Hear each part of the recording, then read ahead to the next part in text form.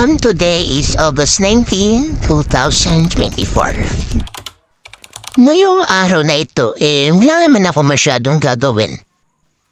Pagkatapos ko nga lang dyan, maglinis ng sapatusan at syempre na walis-walis na rin ako.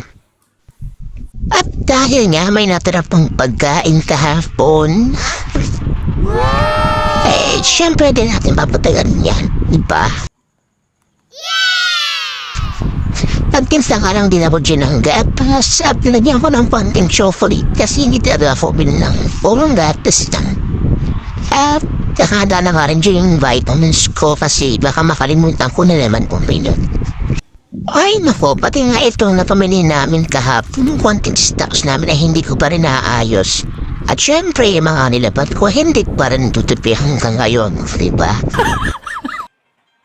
Anyway guys, bago natin isipin yung mga lipitin ko na yan, char lang. So, eto na nga at nag-edit na ako ng aking vlog.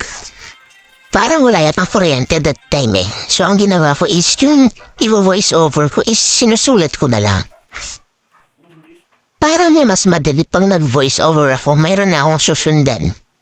Or babasahin. Pero minsan hindi ko naman nasusunod kasi pag nag-voice over ka, mayroon ka pang mga ginadagdag or binabawas. At ganito pala guys ang ginagawa ko pag nag-e-edit ako ng vlog ko.